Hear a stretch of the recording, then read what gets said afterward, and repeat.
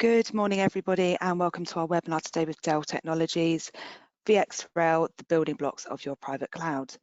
My name's Danielle Chapman. I work in the marketing team at Bytes, and today I'm pleased to be joined by Mark Elliott, EMEA Field CTO at Dell Technologies, and Jeff Clemo, Dell Business Development Manager at Bytes. So with that, I'm just going to pass over to my colleague Jeff, who's just going to go through the agenda and provide a bit of an intro. Perfect, thanks Danielle. So yeah, you've got the agenda on your screen in front of you there. This is what we're going to go through this morning. Can you hear me okay, Danielle? Just checking. Yes, absolutely fine, thank you. Good stuff, lovely. So good morning and thank you for joining us on this lovely sunny Thursday morning. Well, at least it is on the south coast of England here. If you know Bytes, you should know that we're big fans of public cloud. So our business, whilst originally built around our licensing expertise, it's evolved over time, and now public cloud is one of our largest business units. So we're the largest reseller of Microsoft Azure in the country, and our AWS practice is seeing double-digit growth year on year. So the benefits of public cloud are pretty clear. You get flexible consumption models, you pay for what you use, OPEX, monthly payments, and possibly most importantly, you get agility.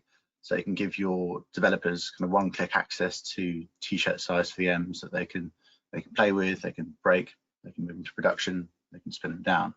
You'd have to go through the rigmarole of purchasing servers, switches, getting storage LUNs carved out by your storage admins, or buying more disks if you're at capacity, and that can all take weeks, and that can really hinder your business agility. So over the past few years, Bytes has carried out a number of customer surveys around their public cloud strategies. So over this period, we've seen a real shift from the majority of customers having a kind of a cloud first strategy to a cloud where appropriate, which makes sense really. I mean, some workloads are more suited to your own data center due to data sovereignty rules, latency, cost, and kind of interconnected system dependencies. So if all of your users are in the office all the time, then does it make sense to host your VDI in a data center that's further away from them?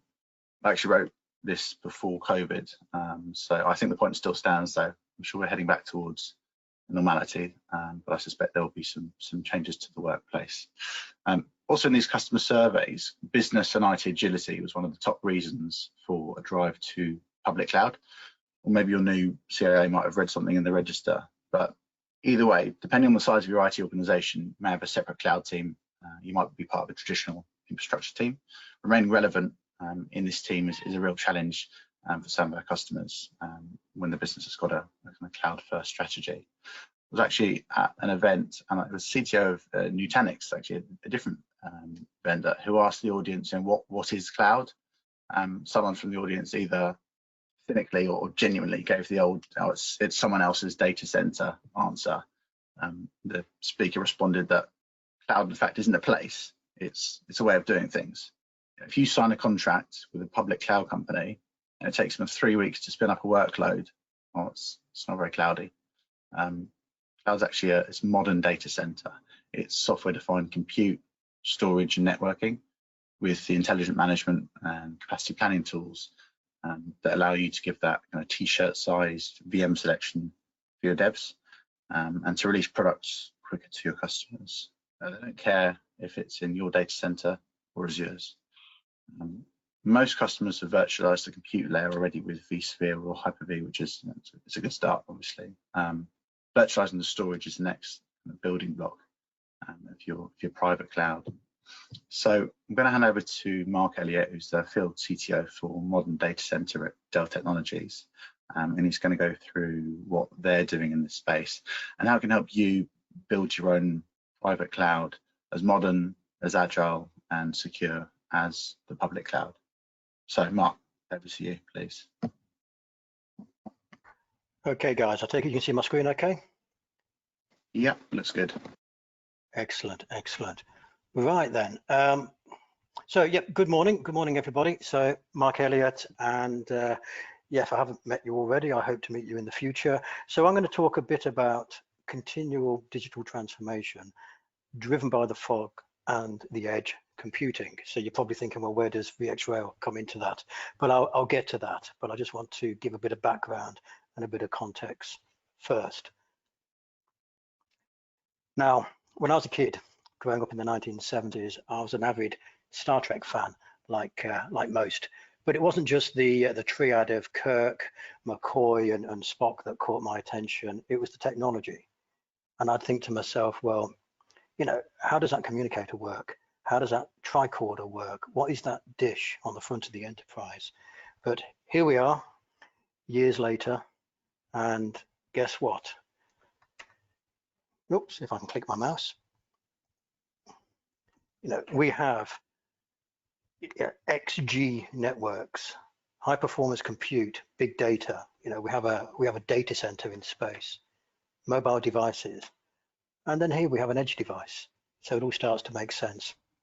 And then, of course, when we talk about the replicator, well, that's just a 3D printer. So it's all coming through. However, the most profound technologies are those that simply disappear. They weave themselves into the fabric of everyday life until they're indistinguishable from it. That's a quote from a gentleman called Mark Weiser, and he worked in computing. In actual fact, he worked at VxRail Palo Alto research center called PARC, and that was very, I don't know if you ever have a chance, but if you ever have a chance, look up on YouTube, Triumph of the Nerds, and it gives you a bit of a background into what's going on there. Now, it was these guys that were busy inventing and looking at what comes next. It wasn't Steve Jobs that invented the mouse. It wasn't Steve Jobs that invented the graphical user interface. In fact, it was these guys, inclusive of Mark Weiser, of course. Now, he's very much in the mindset that computers, you know, the purpose of a computer is to help us to do something else. And it's the best computers that are quiet and invisible servants. The more we can do by intuition, you know, the smarter we are. So the computer should, you know, it should extend our unconsciousness. And technology should be calm, it should inform us, and it shouldn't demand our attention. Now, if you go to a data center or go to your server room, you know, how calm is your computing making you? How frustrating is your computer making you? You know, this is all very well, and it was all very well back in the 80s. Mark Weiser went on to describe what's called ubiquitous computing and the third wave of computing. Now, back in the 80s, and I remember when I saw my first computers, and after that, when I first started working on computing, it was on mainframes and AS400s. You know, they certainly did acquire a lot of attention, and these things weren't calm. Lots of people running core applications centrally, but you know, as we moved into the personal computing era, and as you know, machines and people began their uneasy relationship, you know, we all quickly evolve, and we continue to evolve today. Many of us call that evolution digital transformation, of course, and digital transformation is a continuum. It doesn't stop, and more where we see that transformation is now out at the edge, digifying things, turning tires into digital transponders, telling us how much they're wearing, even reporting how the driver is driving his truck. I don't know if you guys have ever noticed in hotels, linen trackers, RFID tags, turning the towels that you've been washing yourselves with in the bathroom into digital devices from which we can capture data. Capture data, we can turn that data into value. We can develop new products, new services. At Novotel, for example, they use this service, and it means that the service provider who washes the towels can identify when the towels have been washed over 100 times and automatically replace them because they're using data. Rentokil is one of my favorite examples. They've digitally transformed the rat trap. You know, something that's been around since before Roman times is now a digitally transformed device that informs the rat trap engineers when the poison needs to be added, so he's not going out to an empty site, so he's saving time and money. But also on top of that, they've added services and digital services. So if you are a user, you have these rat traps in your warehouse, for example, you can see how effective the service is being. There's an online dashboard, an online portal. And then, you know, when we move into smart cities and also electronic healthcare, you know, these are all environments that we have to be looking at computing in different ways. It can't all sit in the cloud because it would be impossible, you know, to have the amount of sensed data transmitted back to the cloud and then back to a autonomous vehicle, for example. Well, that's just waiting for an accident to happen. So more and more, as data is the foundation of all digital transformation and all processes, we're going to see applications and data acquisition in all sorts of areas. And this is happening today. Medical imaging, for example, captured in your hospital. I mean, a couple of years ago, I broke my hand, and there was my image of my hand up on the screen. But you get the image up on the hand, up on the screen, you can do more with it. You can apply artificial intelligence to that image, do pattern recognition, look at the bone structure, report on anomalies. Radiography is something that's changed dramatically using the power of compute and the power of front-end data acquisition. Cutting the time it takes to diagnose, cutting the time it takes to treat patients, all through front-end data acquisition and front-end data processing. Now, a few years ago, it was very much, you know, when you talk to a CIO, when you talk to an IT director, IT manager, etc., it was a cloud first. We have a cloud first strategy. And I remember, I think it was 4 years ago, presenting up in Edinburgh University for the Prudential Group. And there they were, and it's, yes, we have a cloud first strategy, it's AWS, it's Azure, and then if we have to, we will, you know, we will maintain some stuff in our data center. And then afterwards, I got up and presented a hybrid cloud strategy where it's all about the applications and what the data needs and where the data is. So there's a bit of a conflict there, but we met in the middle and we decided to agree. But when you look at cloud and you look at cloud computing, particularly with the hyperscalers, what we're seeing now is blurs, because we are starting to harvest so much front-end data, be it data in hospitals, be it data in retail, be it data in the warehouse, and then going forward with the next wave of digital transformation with autonomous cars and smart cities. Imagine all that data being gathered. It gives us blurs. So that's problems with bandwidth, latency. We get interruptions, we're resource constraint, and then obviously with all that data going backwards and forth, security is a concern. So the question is, how do we fix blurs? How do we get away from blurs? And that's really, it's really a case of offloading, and it's nothing new, because if you think about your telephone exchange, you know, telephone exchange are dotted all over the place. Why? Because they are offloading. They're offloading the function of communicating. It's not all going to one central cloud for us to be able to talk to each other. It's offloaded between various exchanges. Mobile telephony is offloaded with cells. As we drive along or walk along, you know, travel any distance, we're going from cell to cell. So we are offloading that communication to other compute and storage and devices. And this is what we're talking about now. So adding to the cloud and working with the cloud, because, you know, cloud isn't a place, it's a way of working, and that cloud way of working could be anywhere at any time. So if we offload and put the data processing where the data is being generated, where the data value is needed, we get what's called fog and edge computing.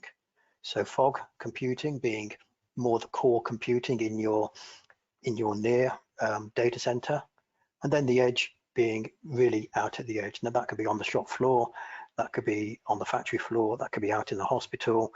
And the interesting thing is that what is enabling this is the rise of the appliance. As we are getting smarter appliances, defined in software, as IT is becoming more and more simplistic, easier to deploy, easier to manage, and more powerful, it means we can do so much more out on the edge where the data is being generated. And being able to do so much more gives many more opportunities for digital transformation. So take, for example, if I've got a factory, that factory is now today, most factories, whether it's BMW, whether it's Jaguar, or whether it's Greg's sausage rolls, they're filled with machines generating data. And it's that data that is of value. It's that data that enables preventive maintenance. It's that data that helps me to find the anomalies. It's that data that helps me to predict shutdowns. It's that data that helps me to understand when I need to replace a component before it fails. Having an appliance that is powerful, that's able to suck in that data, process that data, and then instantly push out an actuation. Now that actuation could be shutting down a pump in a factory. That actuation could be an alert in a hospital because a patient is sick. In actual fact, I'll give you an example. My ex-wife, she works at a hospital in Warwick, and in a unit called endoscopy. Not a pleasant unit because it's where they put scopes in various orifices, so that they're looking for cancers and growths, etc. Now, they are very reliant on the cleaning equipment of the scopes, and it has to be sterilized and cleaned using these specialist equipment. Now, the problem they have is the specialist equipment is constantly breaking down. And when it's constantly breaking down, they have to call out an engineer. An engineer takes time to come, of course. They then have to reschedule. There's a backlog, and so it goes on. However, if you think about a cleaning equipment supplier and the opportunity, build in some edge compute that is able to function. It could even be built into the equipment itself, but it's that edge compute, that far edge compute, which is dynamically reporting back to base, dynamically alerting. Well, then we have a case of preventive maintenance, and we have a different service level that can be provided. And it's the same as Rentokil with Rat Trap as a service. So you can see how all of this is leading to new opportunities, which our end customers, your customers, are thinking about. And this is where edge and far edge computing is coming into the play. But it's all about accelerating, and it's accelerating compute, x86 compute, of course.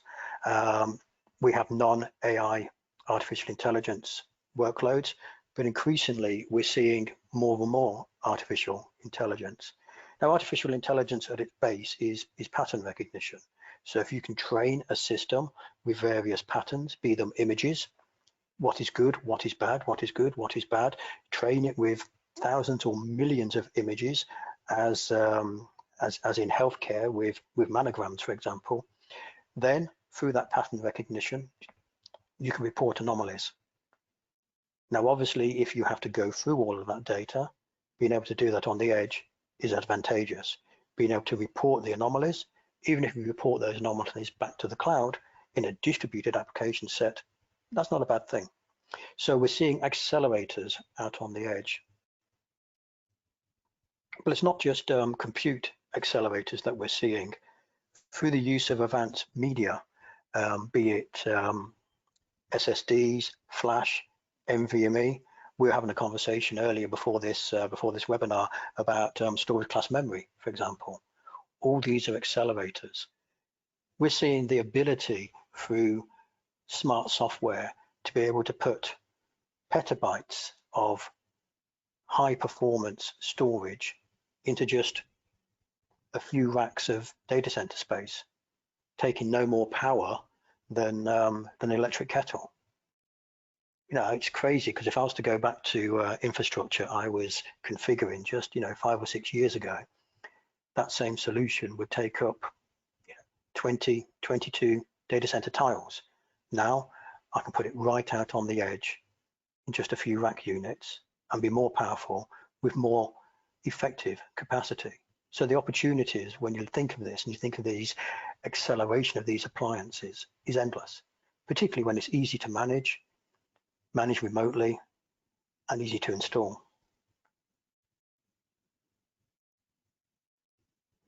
We're seeing new networking come into the fray, software-defined networking.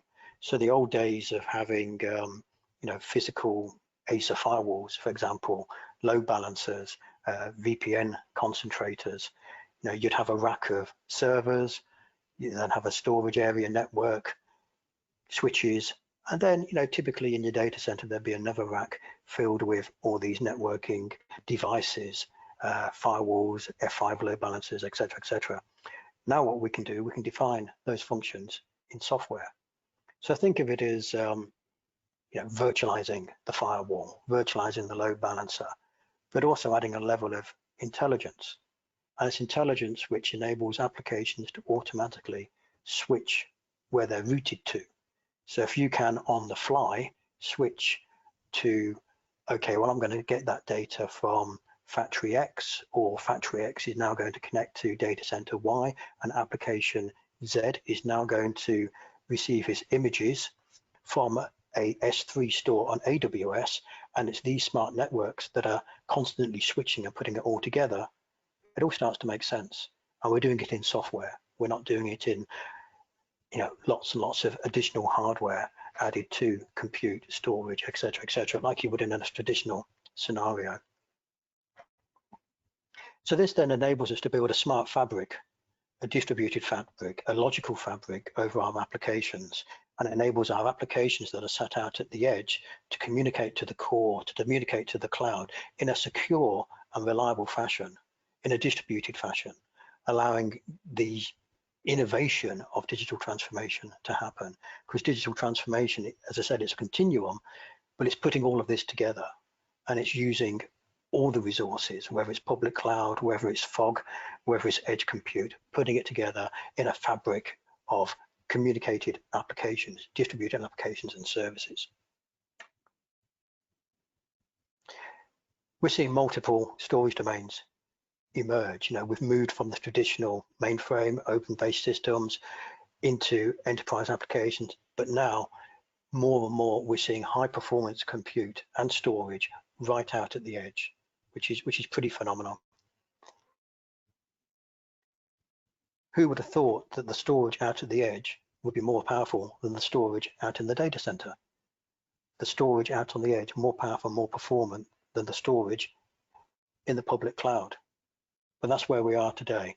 And it's that storage, and it's that powerful storage, and it's that high capacity storage that is required.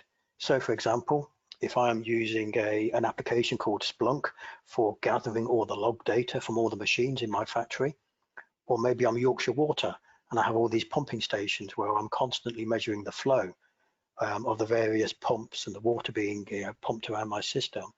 That's a lot of data, it's a lot of data generation. Traditionally, I wouldn't be able to develop an application to look at that, to analyze that data. But now I can, because I can put these high performance storage, high effective capacity storage solutions right out on the edge, which can then run through that stream data, run the analysis across that stream data, and then report back to me what's going on. Right, so now I've got a bit of background, now I've got a bit of context, and hopefully now you're understanding that there's a lot going on, and digital transformation is a continuum, and digital transformation is very much dependent on data and data generation. More and more people are coming up with new ideas for data generation and data capture, turning that data into value. Appliances, the age of the appliance. At Dell Technologies, we have a drive to create appliances and appliances for a purpose, whether it's VxRail, which is our hyperconverged or data center in a box, as I like to call it, or whether it's storage appliances or backup and recovery appliances, making IT simple, making it able to be used out on the edge as well as in the core. So the one I'm going to focus on today is VxRail. And VxRail with VCF, VMware Cloud Foundation, gives us the ability to have a private cloud.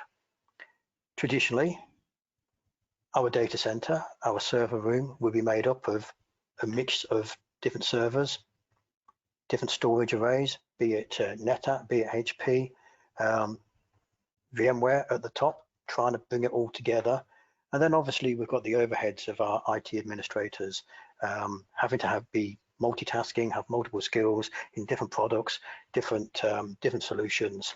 And I remember when I was the other side of the fence, working as an IT manager in pharmaceuticals and also retail, yeah, I would spend many an evening, many a weekend just trying to keep the lights on, keeping it all together, because there's so many moving parts.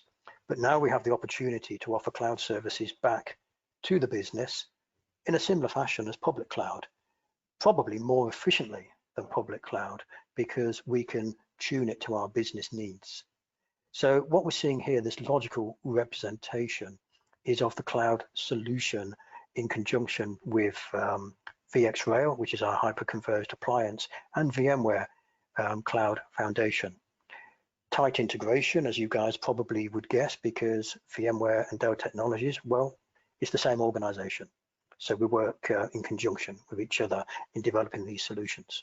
So what we have on the foundation there is effectively bringing it down to the lowest common denominator, which is a rack server.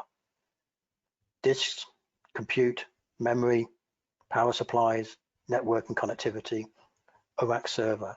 But then on top of that, we layer VMware ESX as the hypervisor. We're all familiar with VMware vCenter for managing the environment. NSX giving us the virtualized networking, so no longer the need to have a separate networking stack on the side. And then, of course, probably the most important one, or at least I think it's the most important one because it enables it all to come together, is virtualized storage array network, VSAN. So what VSAN is doing, it's taking those disks that are in those rack servers and it's aggregating them together into a virtual storage array and then presenting that storage back to ESX to be utilized within the virtual machines. But then we can do so much more.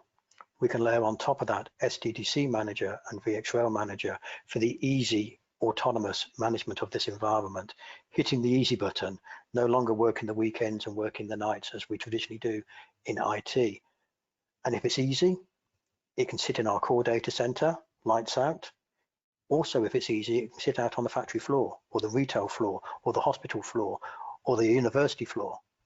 We hit the easy button, we can manage it very easily remotely. Stick on top of that, I mean, VMware Tanzu, you may have heard about that one in the press, but it's a application development framework that we've developed with Kubernetes, Google Kubernetes. So this is all about containers, containerization. So rather than being in a scenario where a virtual machine with its operating system, be it Linux, be it Windows, etc., we have an application that uses a virtual machine with a operating system, and we then have the management and maintenance of that operating system. It enables us to have another layer of consolidation where many applications can share the same container host virtual machine and run using the same container host operating system within that. So it's another layer, and it enables us to get to what we think of as microservices. So we're cutting the applications down into little chunks. Again, that's built into the solution. And then we get on to the other layers, which is vRealize business, being able to analyze the consumption, being able to throw back, charge back to the business to be able to understand your costs. If you're a service provider, we can have vCloud Director, but if you are a enterprise business, you can have VMware vRealize Automation and vRealize Operations and Orchestrator, bringing a dashboard into it, automating the tasks, whether it's business tasks or whether it's repeatable IT tasks, saving time and money, which is what that's all about, giving that cloud experience. And then, of course, on top of that, we can also layer VDI solutions, all running out of the same stack.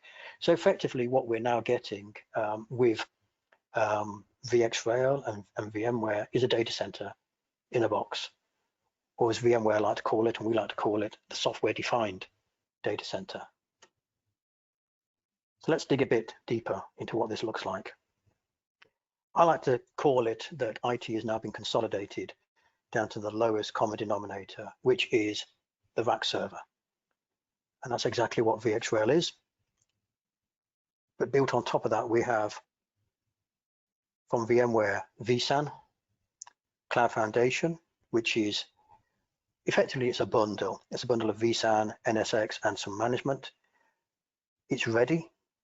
It's ready for the rest of the vRealize suite. But helping us to manage this and helping us to get more for less, saving time and money, we have VxRail Manager, which gives us the easy ability to cluster many nodes together, discover a new node when we add it into the rack, report to us any anomalies automatically that's going on with the hardware. We have ACE, VxRail ACE, Analytical Consulting Engine, and that's the Fitbit for VxRail.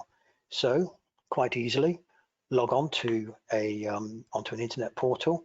You see through your customer ID your environment, and now you have an online dashboard.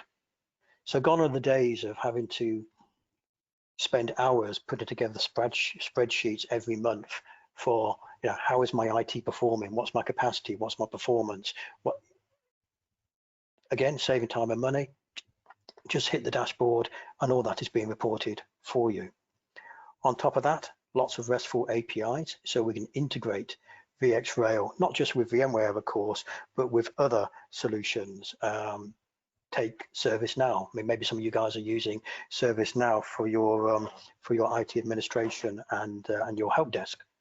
Again, we can plug straight into that. Adding into that different levels of automation and orchestration, and then of course we have a whole ecosystem of connectors into the environment. And least, and not forgetting data protection. You know, there's no point in having these systems that you're reliant sat out in the core or sat out in the edge, but what if a disaster happens? You need to be able to fix it quickly. We've thought about that, and we build in recover point for virtual machines, a replication technology. I know a lot of people use Veeam or Zerto. We have a solution that's built into VxRail called recover point virtual machines, replicating those virtual machines to another site, ready for rapid startup should a disaster happen. And it's quite common. I even see branch offices replicating between each other. So you have a branch office protecting a branch office, or it could be a core data center replicating to another core data center, protecting each other. On top of that, we have VMware replication, which is very nicely integrated with VMware Site Recovery Manager, again, giving the automation for recovery.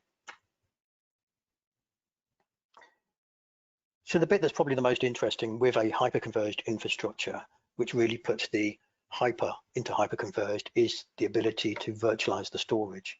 So we've now moved from having a separate storage array and the complexity of a separate storage array, particularly traditional storage arrays with their different disk tiers, their different storage groups, needing specialized resource, or maybe even needing a consultant to manage it. I remember a few years ago, a dinner party I was at, and I was introduced to a guy who also worked in IT, and he was a storage consultant working for one of the financials. I think it was HSBC, and we got to chatting and talked about what he did, etc., etc. And he then got to tell me he was working as a consultant on a daily rate, and there he was on a daily rate of £550 per day, which I thought was awesome, and I was quite envious. £550 a day for managing storage. Why? Because it was complex and there was lots of it. But as we move forward and we software define and we simplify and we move and we consolidate down to the lowest common denominator, which is a rack server, bringing the intelligence into the software, we get VSAN. And VSAN is embedded into VMware ESX. It is aggregating those disks that are in the front end of these rack servers, presenting them back to VMware ESX, which in turn presents back as virtual machines. How simple could it be? But also on top of that, we get some performance increase. And it's performance increase which is over and above what some of our competitors are doing, where they don't have that tight integration, putting the virtual SAN right in the IO path, right next to the CPU. So if you think of the data, the bits and the bytes, it doesn't have to go off to a separate appliance, a storage appliance that sat within. It is right within the kernel of the ESX operating system. Awesome. So we see some very smart applications for this. In actual fact, it performs so well that SAP SAP HANA has been certified to run on VxRail. And one of the main reasons is performance. And one of the main reasons we get performance is that locality of the bits and the bytes for storage next to the CPU. Having vSAN built into the kernel of the operating system ESX is a great advantage. Also, when it comes to lifecycle management, it's a great advantage because when you are updating ESX, you're also updating your storage array, hitting the easy button. Now, VxRail, as I said, is the core of it, consolidated down to the lowest common denominator, is rack servers. And we have a choice because there are always different applications, different application workloads, different application scenarios. We have the G series, which is it's a chassis. So we have 4 nodes that can fit into this very, dense chassis. So think of that as a mini data center sitting out at the edge in that dense chassis. The most popular, and it's only one rack unit, is the E series. And the E series, we can have a combination of NVMe. We can stick in there NVIDIA GPUs. So if you've got a high performance compute requirement or artificial intelligence requirement out at the edge, analyzing all that log data that we talked about previously, here we have a solution that could work it. We then have the optimized solution, optimized because we can put more CPUs into it, we can add more drives to it, and it's a 2U appliance, which is the P series. The V series, optimized for VDI, and then we have the S series, which is all about getting lots of storage in there and being able to, if storage is the configuration option required by the customer, then the S series may be added in to that. Interestingly, it's the E series that we tend to do most with. That tends to hit most scenarios. And I'll come to that one in a bit.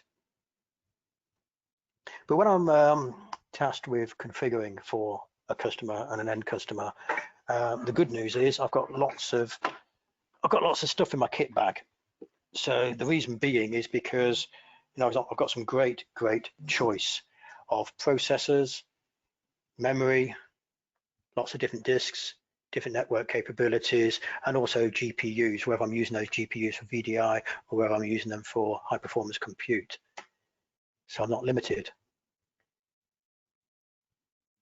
And also when it comes to upgrade, once we've installed this solution, there's no more forklift. Why? Because as nodes become end of life, or whether I need new nodes, I can quite simply migrate the virtual machines across and add to the cluster. Now, moving on, private dedicated clouds.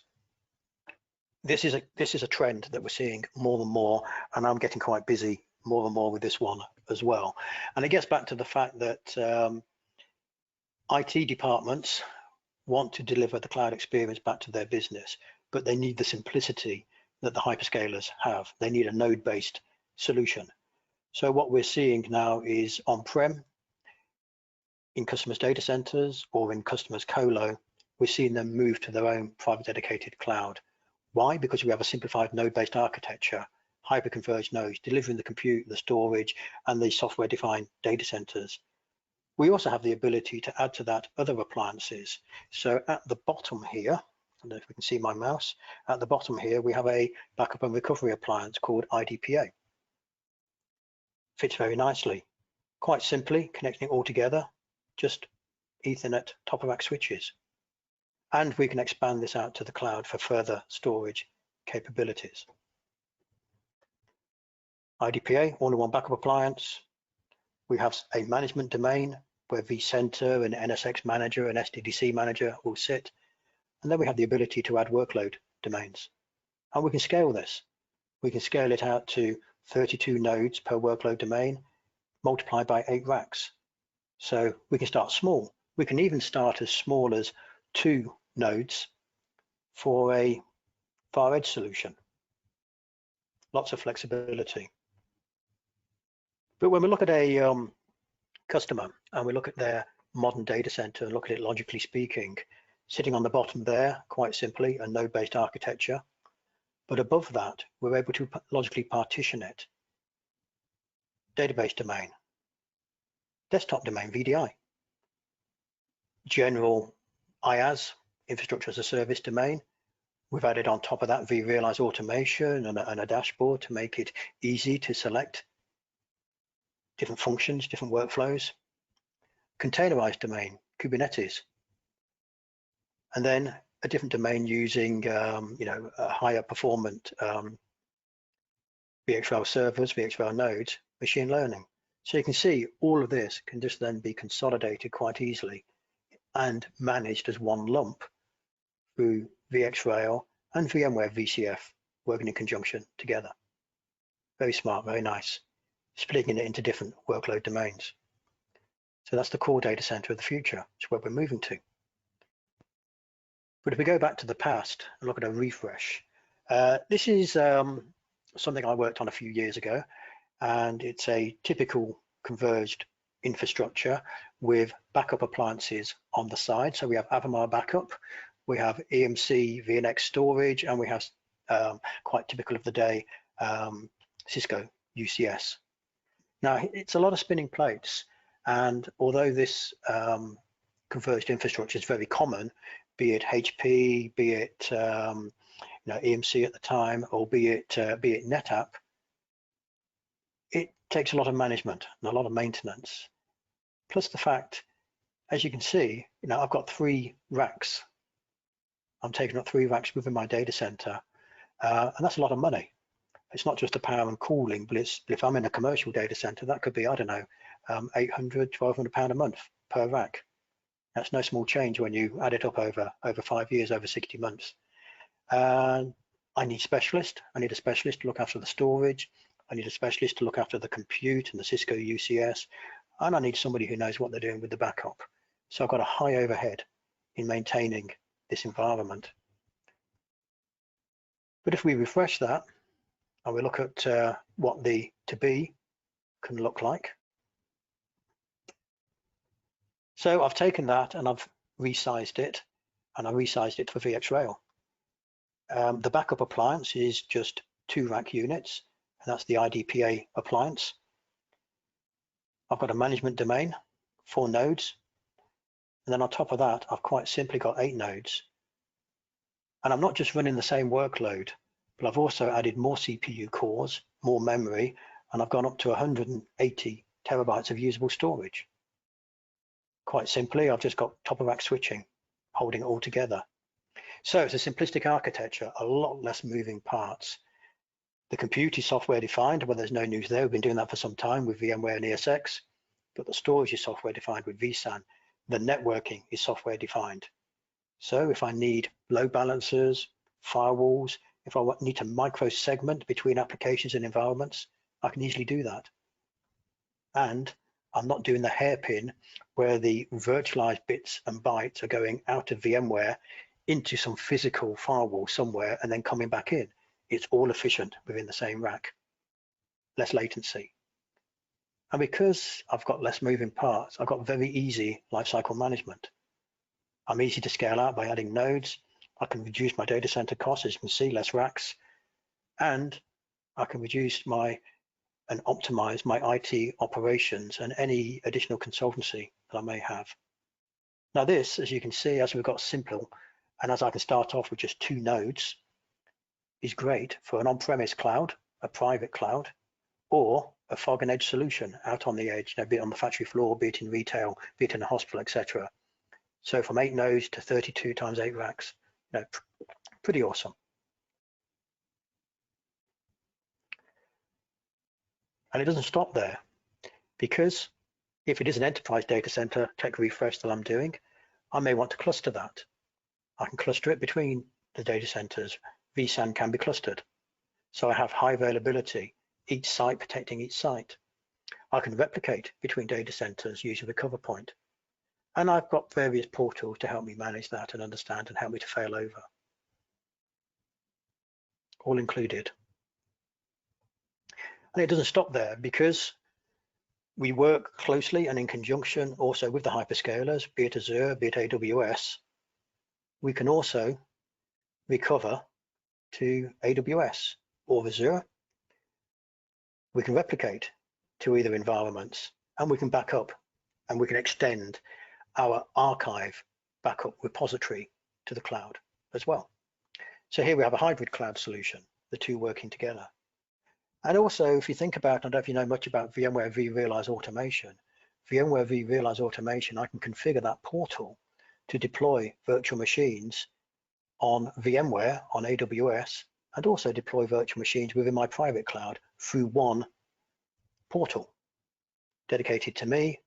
I can even add to that other functions such as, I don't know, add new users to Active Directory. You know, it's that flexible. Now, when deploying VxRail, we have some standardized, repeatable deployment services. And it's quite good because we're making it repeatable, and the main task is completing a document called the FEQ. So that's effectively, it's a questionnaire. So it's a big spreadsheet where we put in the host names, the IP addresses, the admin account names, and then we detail any networking VLANs to be included. Once we've done that, we hit the easy button, we export that to what's known as a JSON file, and then quite easily we import that file into VxRail Manager, which then, as we have racked and stacked the nodes, automatically deploys VxRail, cluster, ESX, vCenter, adds the nodes together, configures vSAN, configures the networking. So in no time at all, you know, within a couple of days, you have got an up and running solution ready to onboard your virtual machines. So that's one of the good things about having an easy turnkey type appliance solution. And then of course we can integrate it with other solutions. We've talked a bit about the cover point for virtual machines, you know, this replication engine. Data domain. Data domain is a backup appliance. It can either be a physical appliance or it can be a virtual appliance. If it's a virtual appliance, it can sit within ESX, within VxRail, hosted by VxRail, backing up and then replicating back to the core. We can add into that residency services, expansion services, software upgrade services, data erasure services. And then, you know, no appliance solution would be complete without comprehensive 24/7 support, particularly if it's sat out on the cold edge somewhere. So that's exactly what we do. We have built-in dial home features. It's called SRS, or Secure Remote Services. And Secure Remote Services, it isn't just a dial home feature, it is also constantly polling and pushing back data so that we can be preventative, so that we know if a problem is happening, so that we can tell the customer, you know, you have some excessive wear on those SSD disks, we've raised a ticket for you, let's get it sorted, as you'd expect. But I'm just going to quickly pop into a couple of demos now, because what I want to tell you about is how I got from A to B with the tech refresh that you saw earlier with the converged infrastructure, moving across to the hyperconverged infrastructure as the 2B. And as you can see, we went from 3 racks to a single rack, and then just 8 nodes for my workload domain. And that workload domain was running the workloads of Microsoft Exchange and also VDI. So what I'm going to do with the power of magic is move across to a bit of a sizing demo. And all I want to do is tell you how I got there. And it's so easy. And how I got there was I was more interested in the amount of CPU cores that I needed. Now, I think I remember from the as-is environment, there was 300 odd cores. Now, as I've configured it, it was difficult for me to get less cores because obviously there's more cores delivered now in modern CPUs. However, I've got to 256 cores. Let me just get back to where I was before because I need to remind myself. And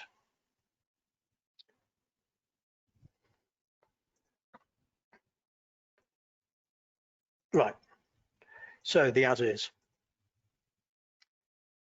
Here we go, 168 cores and 1.3 terabyte. Yep, okay, right. So what I've done, I've taken that as my base input, and I built it out in in our sizes. Now we have an online sizer, but we also have the spreadsheet sizer. I prefer the spreadsheet sizer because I can be more granular with it. And I've quite simply built it out. I built it out to 8 nodes. I've included a high availability node. So obviously a node was to fail, VMware will shuffle across, keep my applications active. I've included SSD disks. The reason I've included SSD disks is because I get deduplication and compression. Again, the software is doing the work for me. If I take dedupe and compression off, you will see my usable storage goes down. But the fact that I have the ability to do deduplication and compression, and I've been sensible, I've been moderate, 2 to 1. To be honest with you, we more generally get 3 to 1, 4 to 1, and plus. In a VDI environment, you'll get a high dedupe compression ratio because they're all the same, they're all the same, they're all the same. Anyway, so I've gone with, let's go with an optimistic of a 3 to 1. So you can see I'm getting nearly 200 terabytes of storage out of 8 nodes, which is pretty good. More importantly, if I look over at the summary of the performance, particularly if I've got databases running within there, well, guess what? I'm getting up to, getting close to 250 IOPS, which again, out of eight nodes is pretty awesome compared to the as-is. I mean, the as-is, I'd be looking to get about 35,000 IOPS. So if I've got databases running, applications running, they're all going to see the benefit. And it's not just for the existing, it's also gives me headroom to add new solutions into this environment. So it doesn't take me a lot. If we can get a live optics run on the existing environment, then I can plug in the data here to be a bit more precise. Or alternatively, I can build it out from the various different virtual machines, quantities, virtual machine sizes, CPUs, memory, and the likes. But the net result is, because it's a simplistic architecture, it's not too long before I can come up with a configuration, and it's a configuration that I'm happy with, and a configuration I can see and I can understand, and it's all in one place. I'm not having to configure compute. I then not have to go and configure the storage and networking, etc., etc. It's all in one place. And talking about the networking, there's also an easy button that we use for the networking, which is our Fabric Designer. And let's see if we've got that on here. Okay, let's move.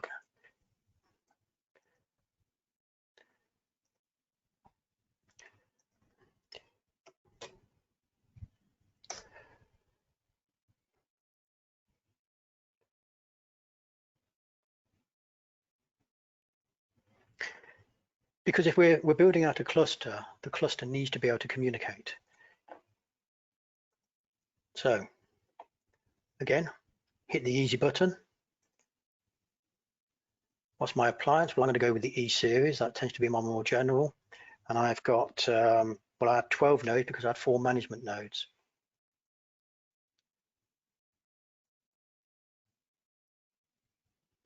And in here, I can put in my different VLAN, my networking details. And again, I can export that for my automatic top-of-rack switch configuration. See here, the JSON output. Again, hitting the easy button. Long gone are the days of it taking a long procurement cycle, a long design cycle, and then a long implementation cycle. I mean, when I was the other side of the fence working in service providers as a data center architect, it could take us 6 months or more to get the infrastructure up and running, even before we put the virtual machines on it. Now, if you've got that infrastructure for 5 or 6 years, well, guess what? You've already lost 6 months of usability. So it doesn't make sense. Being able to do something quick and easy, using tools, using automation, being able to output configurations for automated builds, etc., all makes good sense, saving time and money. So what the Fabric Designer now is doing, it's configuring it for me. It's giving me a networking view. It's telling me which switches to use. But more importantly, the bit I like, because it's hitting the easy button for me, is it's giving me a bill of materials. Everything I need, all the transceivers, the cables, the switches, to put this together, which is pretty awesome, because nobody wants to have a bad day in the data center when you're hanging around because a transceiver has been missed and you're having to back order it. Not a good day in the data center. Okay, so that, guys, is an introduction. Let's just get back to my deck. That, guys, is an introduction to a trend, and the trend being the fact that, you know, digital transformation is here to stay. It's a continuum, but it's the data that is king. Data being generated out at the edge by front-end devices. We're just going to see more and more of that as we move into smart cities, autonomous cars, or whether or not we're just wanting to deliver a new and enhanced service, you know, like Rentokil have done with their rat trap as a service. As we're seeing, you know, in hospitals, digital imaging, artificial intelligence making its way, automated factories. It's all coming down to data and where that data is being sensed, where that data is being aggregated, and where that data is being worked to give value. Putting all that data from that aggregation up into the cloud will give us latency. We get the blurs effect. That blurs effect continually now is being offloaded, and it's being offloaded with fog and edge computing. But on top of that, we see the rise of the private dedicated cloud. Why? Because we're hitting the easy button. We've moved into appliances. We can offer back better services than could be traditionally offered out of the cloud, because we can adapt those services to the business needs. We can offer back agile IT to the business, and also we can save money, because as you appreciate, if you've got many virtual machines and many hundreds of terabytes and you're putting it all into the cloud, as a utility, costs are going to go up and up and up and up. And it's no different from me, you know, leaving my electric kettle on all the time and using more and more electricity as a utility. You know, sometimes we have to be smart about things. So we're moving into a world of simplicity and low maintenance. We're moving into a world of the appliance. VxRail is one such appliance, and it is suitable for, you know, many fog, be it core compute, be it your data center, be it a private cloud compute solution, and also far edge solutions. And it's suitable for distributed solutions that work in concert with public cloud services. And that, guys, is me. I hope you've learned something. If you do need, you know, more in-depth conversations and discussions about VxRail, hyperconverged, and some of the industry trends that we're seeing, you know, reach out to your account teams, reach out to your account managers, reach out to us. There's loads of stuff on YouTube about VxRail if you like things a bit more visual. And yeah, I look forward to answering some questions. So if we can move across to questions now, guys, that'd be great. Brilliant. Thank you so much for that, Mark. That's brilliant.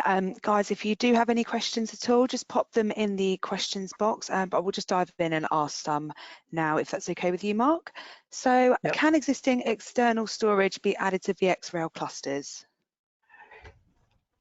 Yes, great question. And the answer is yes.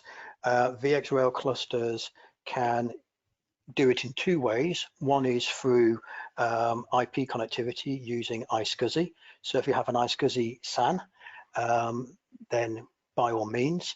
And also we can add fiber channel cards into VxRail, so we can extend the storage capabilities of VxRail into another storage array, be it a physical storage array. And where I see this is advantageous is from a migration perspective. So not just for adding additional capacity, but also from a migration. So let's say we are moving from the traditional as is to the 2B, like we saw in the example earlier. If I was to have just one node with fiber channel HBAs, then I can do storage migration into that one node. Once I'm into that one node, I can shuffle it around into VSAN. So it gives me an easy button for doing migrations of virtual machines from the as is to the 2B. Brilliant, thank you. And how can we migrate VMs from existing environments to VxRail? Right, well, I've answered a bit of that already, because one is storage migration, but another one is traditional backup and recovery. Yes, that'll work, but then on top of that, what we do include with VxRail is recover point for virtual machines. So it's a replication. So as long as we have vCenter and it's VMware, I think it's 5.5 and above. So hopefully nobody's using VMware 5.5 because it went out of support a long time ago. But the good news is that by simply installing recover point for virtual machines, it's just an appliance. It's an appliance that sits as a virtual machine. It communicates and works with vCenter. Then what we can do, we can replicate from the as is to the to be, and we can then make our own minds up when the cutover is, because we are pretty much synchronously replicating between the two, and then at cutover time, job done, off with the old, on with the new. So that's another good way of doing it. So there's a whole bucket load: storage migration, replication, recover point for virtual machines, and then also for larger environments. VMware have some interesting tools. One of them called CDX. Can't remember off the top of my head what it stands for, but what it does do, I can tell you, and that is it sets up a virtual tunnel of networking between the two environments, and then you quite simply can use vMotion to migrate from the as-is environment to the to-be environment. So yeah, not difficult. Brilliant, thank you so much, Mark. So if anybody else has any other questions, then feel free to answer them in the survey at the end. If you wouldn't mind just spending a minute or two filling that out for us, that'd be perfect. But I think we'll leave it there now because we've overrun a little bit. But thank you so much, Mark, for presenting today, and thank you to Jeff as well. I hope you found this session valuable, everyone, and also I hope you have a wonderful rest of day. Thank you very much. Thank you. Thanks, Mark.